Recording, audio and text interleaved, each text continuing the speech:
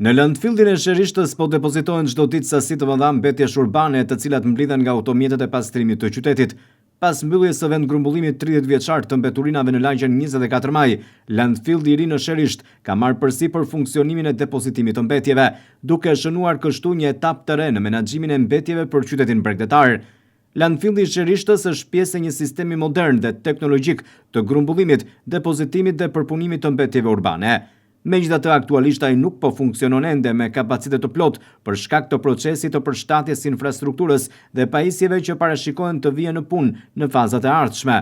I hapur përpara sezonit të këtij viti, landfilli i Sherishtës vijon me ritme përpunimin e mbetjeve urbane të qytetit, aty ku çdo ditë automjetet e tonazhit të rënd, të cilat janë të përcaktuara nga ndërmarrja e pastrimit, vinë dhe depozitojnë mbeturinat e qytetit të Vlorës. Sikundër po ndiqni edhe nga pamjet në ekran, një prej këtyre automjeteve sapo përfundoi procesin e shkarkimit të mbetjeve urbane në pjesën e caktuar të landfillit, aty ku më pas bëhet depozitimi i tyre,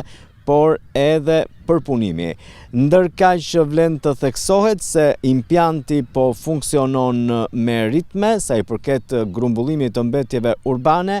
e megjithse me një kapacitet ndoshta të reduktuar, sikundër është thënë edhe më parë, por qëllimi është që mbeturinat e qytetit të mos depozitohen më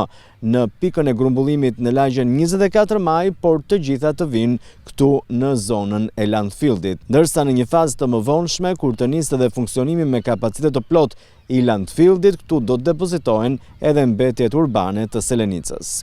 Sipas burimeve nga sektori pastrimit, çdo ditë tonelata të tëra mbetjesh transportohen me automjete speciale në këtë landfill, duke kryer kështu depozitimin e përkohshëm dhe inaktivizimin e plot të impiantit të përpunimit. Pamjet që po ndiqni në ekran, të filmuara këtë të hënë nga televizioni 6+ nga Vlora, sillin momente nga puna në impiant për depozitimin e mbetjeve.